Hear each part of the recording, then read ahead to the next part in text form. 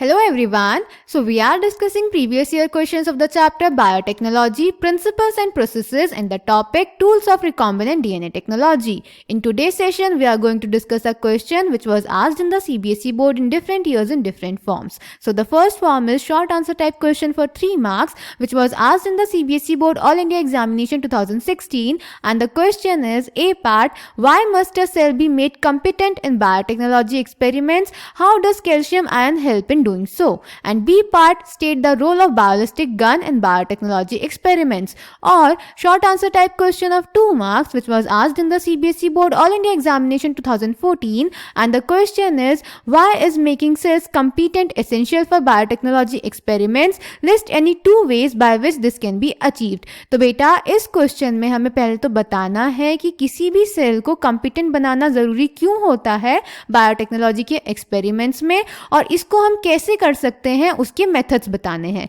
So let's check the answer. तो बेटा किसी भी सेल को कंपीटेंट बनाना इसीलिए ज़रूरी होता है क्योंकि जो डीएनए होता है वो हाइड्रोफिलिक मॉलिक्यूल है जो कि सेल मेम्ब्रेन के थ्रू पास नहीं कर सकता क्योंकि सेल मेम्ब्रेन लिपिड बायलेयर की बनी होती है. तो इसीलिए डीएनए को होस्ट सेल में डालने के लिए उसे कंपीटेंट बनाना ज़रूरी होता है. अब इसको हम अलग अलग मेथड से कर सकते हैं. फॉर एग्जाम्पल डाइवेलेंट कैटायन की हेल्प से, जैसे कैल्शियम. ये जो डाइवेलेंट कैटायन होता है ये सेल वॉल में पोर्स क्रिएट कर देता है जिसके थ्रू हमारा रिकॉम्बिनेंट डीएनए एंटर कर सकता है. अब इसको कराने के लिए हम रिकॉम्बिनेंट डीएनए को हमारे सेल के साथ इंक्यूबेट कराते हैं, पहले आइस में, फिर उसको देते हैं हीट शॉक यानी उसको हाई टेम्परेचर पे ले जाते हैं और फिर उसको वापस आइस पे ले जाते हैं. इसकी मदद से जो हमारा रिकॉम्बिनेंट डीएनए होता है वो होस्ट सेल में एंटर कर जाता है. ये जनरली हम बैक्टीरियल सेल के लिए करते हैं. एनिमल सेल के लिए बेटा हम माइक्रो इंजेक्शन करते हैं. माइक्रो इंजेक्शन में हम डायरेक्टली रिकॉम्बिनेंट डीएनए को एनिमल सेल के न्यूक्लियस में इंसर्ट कर देते हैं with the help of a micro injection.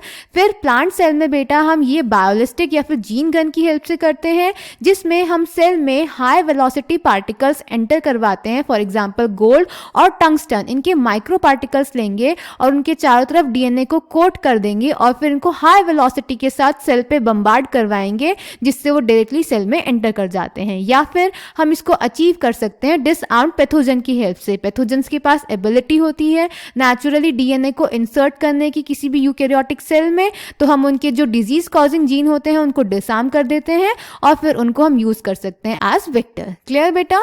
So the answer is, since DNA is a hydrophilic molecule it can not pass through cell membranes. In order to force bacteria to take up the plasmid, the bacterial cells must first be made competent to take up DNA. This is done by treating them with a specific concentration of a divalent cation such as calcium, which increases the efficiency with which DNA enters the bacterium through pores in its cell wall.